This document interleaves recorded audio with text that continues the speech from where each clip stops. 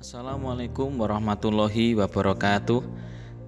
Salam semangat anak-anakku semua, siswa dan siswi seluruh Nusantara. Kita berjumpa kembali dalam segmen pembelajaran pendidikan Pancasila dan Kewarganegaraan di channel GNPS Kendal. Sebelum kita melanjutkan pembelajaran, silahkan klik tombol subscribe dan nyalakan loncengnya supaya siswa dan siswi mendapatkan notifikasi update terbaru video pembelajaran dari channel GNPS Kendal. Dalam segmen video pembelajaran bagian pertama ini, kita akan mempelajari materi bab 1 tentang praktik ideal Pancasila sebagai dasar negara dan pandangan hidup bangsa. Siswa dan siswi seluruh Nusantara, kita ketahui bersama bahwa Baharudin Yusuf Habibie atau lebih dikenal dengan B.J. Habibie adalah Presiden ketiga Republik Indonesia. B.J. Habibie lahir pada tanggal 26 Juni 1936 di Parepare, Sulawesi Selatan. Semasa hidupnya, banyak pengalaman hidup B.J. Habibie yang mampu menginspirasi generasi penerus bangsa. Sosok cerdas, ulet, bertanggung jawab, dan nasionalis begitu melekat pada pribadi B.J. Habibie. Berbicara tentang nasionalisme, jiwa nasionalis seorang Habibie tidak diragukan lagi. Kecerdasan B.J. Habibie dalam bidang teknologi dirgantara membuat pemerintah Jerman pernah menawarkan status warga negara kehormatan. Akan tetapi, Habibie justru menolak tawaran tersebut atas dasar moral etik serta kecintaannya kepada Ibu Pertiwi. Itulah wujud cinta tanah air seorang B.J. Habibie. Siswa dan siswi seluruh Nusantara, cinta tanah air merupakan salah satu perwujudan nilai-nilai Pancasila dalam kehidupan berbangsa dan bernegara. Nilai-nilai dalam Pancasila dijadikan sebagai dasar negara dan pandangan hidup bangsa Indonesia. Lantas, bagaimana penerapan nilai-nilai Pancasila di Indonesia? Mari kita temukan jawabannya dalam pembahasan pada bab 1 berikut ini. Siswa dan siswi seluruh Nusantara, mari kita mencermati lingkungan di sekitar kita. Kita akan menemukan berbagai bentuk perwujudan nilai-nilai Pancasila. Cinta tanah air tidak hanya diwujudkan melalui keteguhan menjaga status kewarganegaraan Indonesia. Masih banyak contoh cinta tanah air yang dapat kita temukan di lingkungan sekitar. Di kelas 7 dan kelas 8, kita telah mempelajari kedudukan Pancasila. Materi yang kita pelajari tersebut merupakan modal untuk memahami materi praktik ideal Pancasila sebagai dasar negara dan pandangan hidup bangsa, serta penerapan nilai-nilai Pancasila dari masa ke masa. Coba kita renungkan, apakah perilaku kita dalam kehidupan sehari-hari telah mencerminkan penerapan nilai-nilai sila Pancasila? Nah, pada subbab ini, kita akan mempelajari hakikat Pancasila sebagai dasar negara dan pandangan hidup bangsa, serta dinamika penerapan Pancasila dari masa ke masa. Siswa dan siswi seluruh Nusantara, mari kita perhatikan dengan seksama kegiatan pembelajaran ini agar kita mampu mempraktikkan sikap sesuai nilai-nilai Pancasila dalam kehidupan sehari-hari dengan baik. Materi subbab pertama yaitu Pancasila sebagai dasar negara dan pandangan hidup bangsa.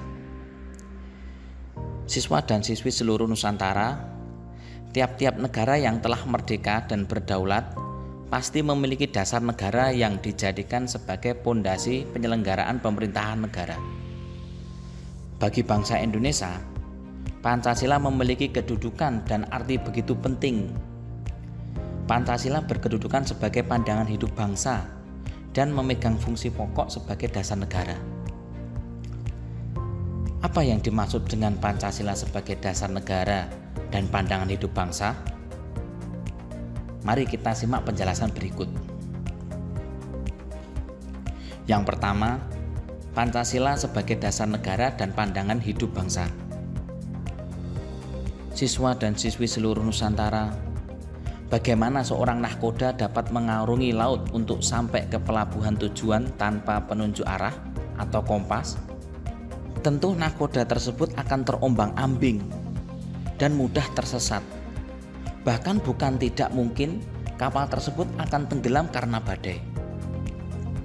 Oleh karena itu, dalam mengemudikan sebuah kapal, nahkoda membutuhkan kompas sebagai penunjuk arah dan pedoman perjalanan mengarungi lautan luas. Itulah perumpamaan kedudukan Pancasila sebagai dasar negara dan pandangan hidup bangsa. Pancasila adalah dasar dan pedoman negara Indonesia untuk menyelenggarakan pemerintahan. Adapun kompas berperan sebagai petunjuk arah untuk mencapai tujuan bangsa, layaknya kedudukan Pancasila sebagai pandangan hidup bangsa. Untuk memperjelas pemahaman kita semua mengenai makna Pancasila sebagai dasar negara dan pandangan hidup bangsa, mari kita bersama-sama mempelajari dan menyimak pembahasan berikut. A. Makna Pancasila sebagai dasar negara. Anak-anakku semuanya, siswa dan siswi seluruh Nusantara, apa dasar negara Indonesia? Dasar negara Indonesia adalah Pancasila. Pancasila pertama kali diperdengarkan pada sidang pertama BPUPKI tahun 1945. Pada tanggal 1 Juni 1945, Insinyur Soekarno berpidato secara lisan mengenai calon dasar negara Indonesia yang diberi nama Pancasila. Kata Pancasila memiliki arti 5 sila dasar. Menurut Insinyur Soekarno, Pancasila dijadikan dasar negara Indonesia atas usulan temannya yang merupakan seorang ahli bahasa. Pancasila sebagai dasar negara secara resmi disahkan pada tanggal 18 Agustus 1945 bersamaan dengan disahkannya Undang-Undang Dasar Negara Republik Indonesia tahun 1945. Pancasila sebagai dasar negara mengandung pengertian bahwa Pancasila merupakan dasar serta norma untuk mengatur penyelenggaraan negara. Kedudukan Pancasila membawa konsensus bagi seluruh penyelenggaraan pemerintahan negara, khususnya bagi peraturan perundang-undangan yang berlaku di Indonesia. Oleh karena itu, Pancasila juga dapat dikatakan sebagai sumber dari segala sumber hukum, yang artinya Pancasila merupakan sumber kaidah hukum negara yang secara konstitusional mengatur negara beserta unsur-unsurnya. Siswa dan siswi seluruh Nusantara, sebagai dasar negara, Pancasila merupakan asas kerohanian yang meliputi suasana Undang-Undang Dasar Negara Republik Indonesia tahun 1945. Dengan demikian, Pancasila dapat dikatakan sebagai sumber nilai, norma, kaidah secara moral maupun hukum negara yang menguasai hukum dasar, baik bersifat tertulis maupun tidak tertulis. Kedudukan Pancasila sebagai dasar negara memiliki kekuatan mengikat secara hukum. Kedudukan Pancasila sebagai dasar negara diperinci sebagai berikut. Yang pertama, Pancasila sebagai dasar negara merupakan sumber dari segala sumber hukum Indonesia. Pancasila merupakan asas kerohanian dan tertib hukum Indonesia yang termuat dalam pembukaan Undang-Undang Dasar Negara Republik Indonesia tahun 1945 dan dijelmakan lebih lanjut dalam 4 pokok pikiran pembukaan Undang-Undang Dasar Negara Republik Indonesia tahun 1945. Yang kedua, meliputi suasana kebatinan dari Undang-Undang Dasar Negara Republik Indonesia tahun 1945. Yang ketiga, mewujudkan cita-cita hukum bagi hukum dasar negara, baik yang bersifat tertulis maupun tidak tertulis. Yang keempat, mengandung norma yang mengharuskan Undang-Undang Dasar Negara Republik Indonesia tahun 1945 memuat isi yang mewajibkan pemerintah dan penyelenggaraan negara lainnya memegang teguh cita-cita moral rakyat yang luhur. Yang kelima, merupakan sumber semangat bagi Undang-Undang Dasar Negara Republik Indonesia tahun 1945, penyelenggaraan negara, serta pelaksana pemerintahan negara. Siswa dan siswi seluruh Nusantara, sebagai dasar negara, Pancasila mempunyai arti penting sebagai berikut. Yang pertama, sebagai dasar negara, Pancasila mempunyai arti sebagai asas berdirinya negara Indonesia. Yang kedua, sebagai dasar negara, Pancasila mempunyai arti sebagai dasar penyelenggaraan kehidupan bernegara. Yang ketiga, sebagai dasar negara, Pancasila mempunyai arti sebagai dasar sumber tertib hukum nasional. Yang keempat, sebagai dasar negara, Pancasila menjadikan Indonesia merdeka dan berdiri kukuh sebagai negara berdaulat.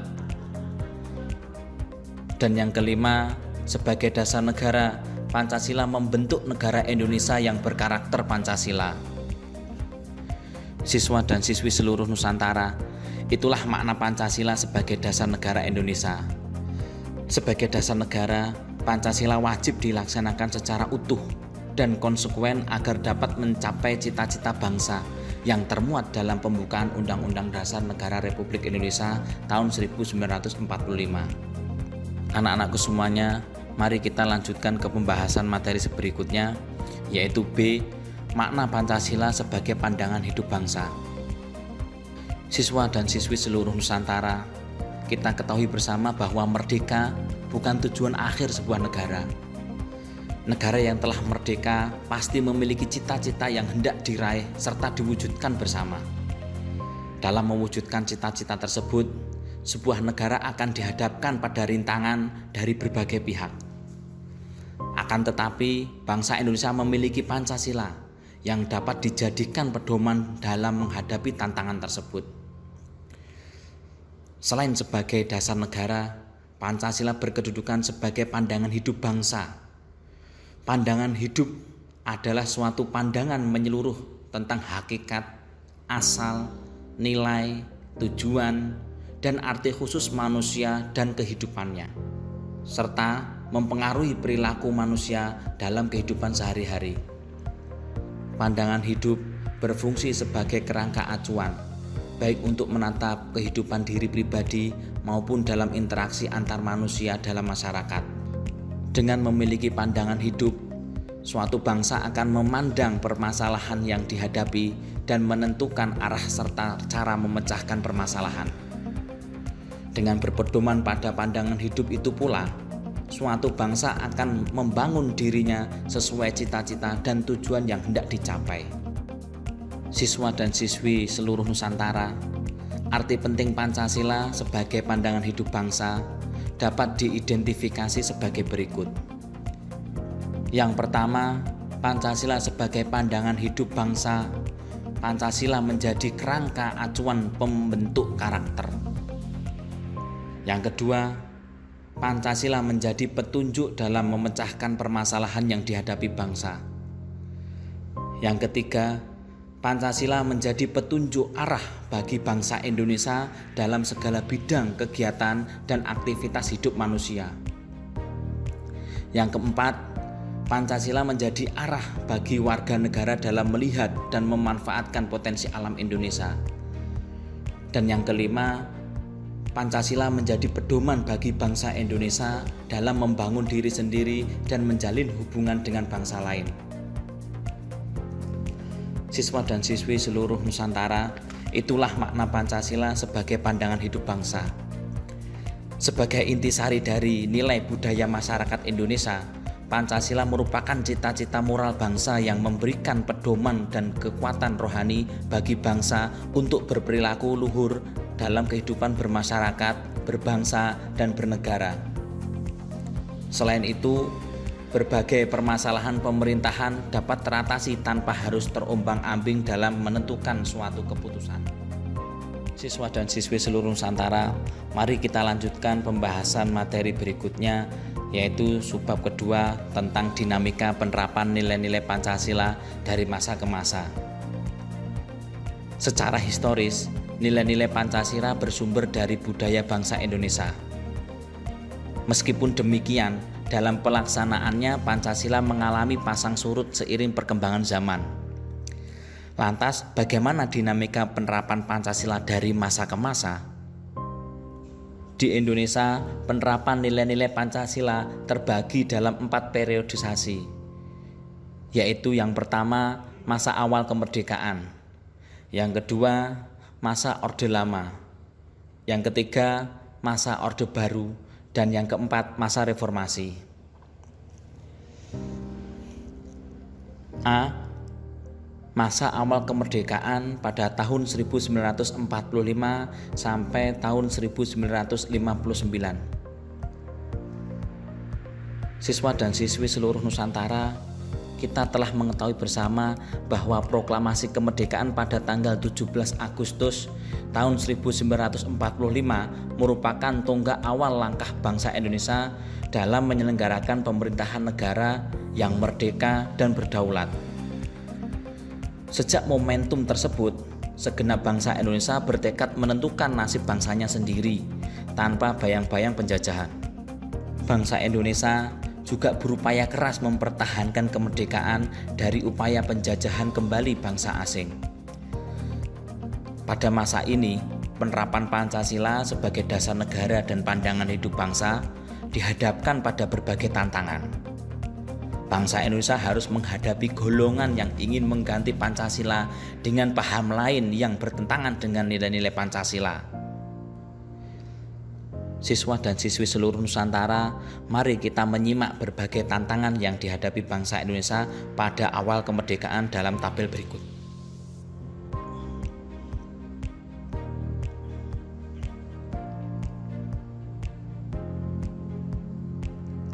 Tantangan yang dihadapi bangsa Indonesia pada awal kemerdekaan, yang pertama yaitu pemberontakan Partai Komunis Indonesia yang kita kenal dengan PKI di Madiun.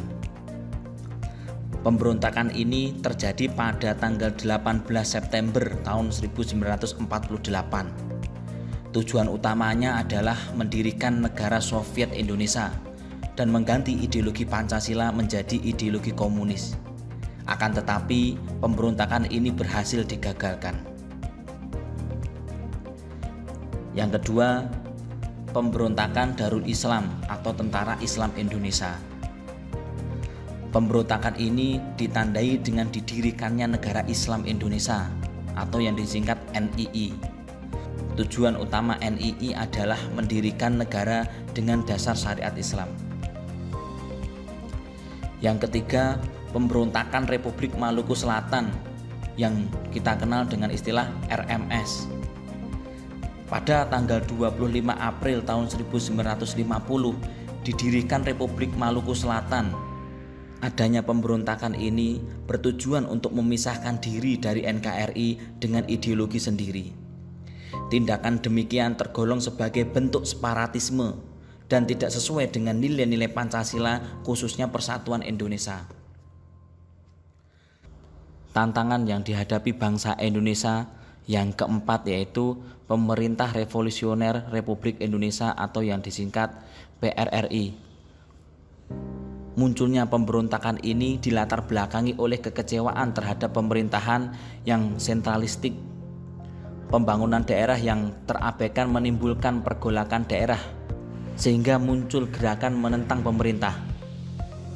Gerakan ini juga termasuk separatisme karena bertujuan ingin melepaskan diri dari NKRI. Tantangan yang dihadapi bangsa Indonesia yang kelima adalah Angkatan Perang Ratu Adil atau yang disingkat APRA.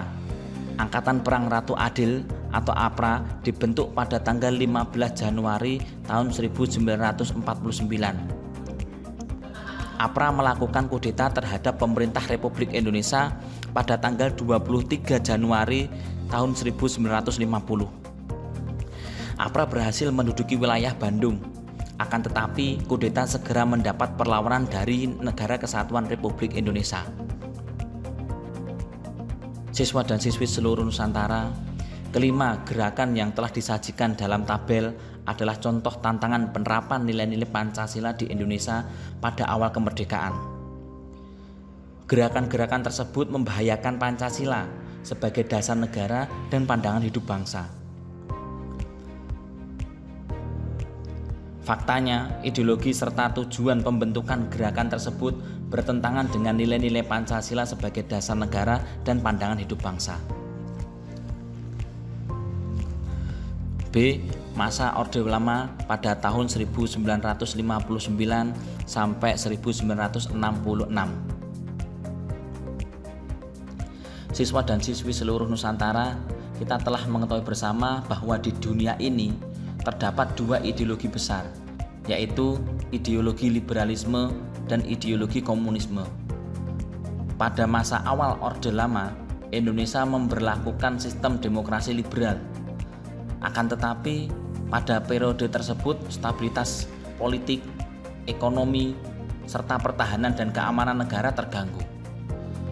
Atas kondisi demikian, Presiden Soekarno mengeluarkan dekret presiden pada tanggal 5 Juli tahun 1959. Dekret Presiden 5 Juli tahun 1959 mengubah haluan politik Indonesia. Arah perpolitikan Indonesia menjadi condong ke arah komunis. Pemerintah pun menjalani hubungan luar negeri dengan negara-negara komunis dalam bentuk poros Jakarta, Phnom Penh, Hanoi, Peking, Pyongyang. Berdasarkan fakta sejarah tersebut, dapat dilihat bahwa nilai Pancasila sendiri tidak berubah, tetapi perubahan terjadi pada pandangan para elit terhadap nilai-nilai Pancasila. Pada periode 1959 sampai 1966 terjadi penyimpangan penafsiran terhadap Pancasila dalam konstitusi. Nilai demokrasi dalam Pancasila dimaknai bukan berada pada kekuasaan rakyat, melainkan kekuasaan pribadi presiden. Akibat penafsiran tersebut, dilakukan pengangkatan presiden seumur hidup oleh MPRS. Selain itu, ideologi Pancasila digantikan dengan Nasakom, yaitu gabungan antara nasionalis, agama, dan komunis. Pada masa ini juga terjadi pemberontakan dari golongan yang ingin mengganti ideologi Pancasila menjadi ideologi komunis. Akan tetapi, upaya tersebut dapat digagalkan. C. Masa Orde Baru pada tahun 1966 sampai tahun 1998. Siswa dan siswi seluruh Nusantara, pergantian kepemimpinan dari Orde Lama menjadi Orde Baru bertujuan untuk melakukan tindakan korektif terhadap pemerintahan Orde Lama yang bertentangan dengan nilai-nilai Pancasila. Pada periodisasi ini, pemerintah juga berupaya mengembalikan kemurnian nilai-nilai Pancasila dalam tata pemerintahan. Namun akan tetapi, upaya tersebut justru tidak berhasil. Pada pelaksanaannya, nilai-nilai Pancasila dimanfaatkan untuk kepentingan golongan dan melanggar kekuasaan penguasa. Bukti gagalnya penerapan nilai-nilai Pancasila pada masa Orde Baru ditunjukkan dengan adanya pembatasan kebebasan berpolitik dan kebebasan pers. Pembatasan kebebasan berpolitik tampak pada kebijakan pembatasan terhadap jumlah partai politik. Pembatasan kebebasan pers tampak dari banyaknya kasus pemberedelan beberapa surat kabar. Selain itu, terjadi kasus-kasus pelanggaran hak asasi manusia. Krisis ekonomi menjangkit Indonesia akibat penyakit korupsi yang melanda pemerintahan. Peristiwa-peristiwa tersebut jelas tidak sesuai dengan nilai-nilai Pancasila sebagai dasar negara dan pandangan hidup bangsa. Pemerintahan Orde Baru pun dianggap gagal, sehingga berdampak memunculnya gerakan reformasi pada tahun 1998. Gerakan reformasi ini membawa berbagai macam tuntutan demi perbaikan sistem pemerintahan Indonesia. D. Masa reformasi pada tahun 1998 sampai sekarang. Siswa dan siswi seluruh Nusantara, Masa reformasi membawa dampak besar bagi kehidupan bangsa Indonesia. Pada masa reformasi, nilai-nilai Pancasila masih dijaga dengan baik. Akan tetapi, dalam perjalanannya tetap terjadi dinamika dengan munculnya gerakan-gerakan yang mengerongrong kemurnian nilai Pancasila. Gerakan-gerakan tersebut antara lain gerakan separatisme, gerakan radikalisme, dan gerakan terorisme. Kondisi ini tentu saja memberikan pengaruh terhadap kondisi kehidupan berbangsa dan bernegara. Eksistensi Pancasila sebagai dasar negara mulai terancam dengan adanya berbagai gerakan tersebut. Akan tetapi, pemerintah reformasi telah berhasil meredam pengaruh radikalisme dan separatisme dengan menindak tegas keberadaan organisasi maupun kelompok-kelompok yang bertentangan dengan nilai-nilai Pancasila. Langkah demikian merupakan wujud nyata upaya pemerintah dalam menjaga eksistensi Pancasila sebagai dasar negara dan pandangan hidup bangsa.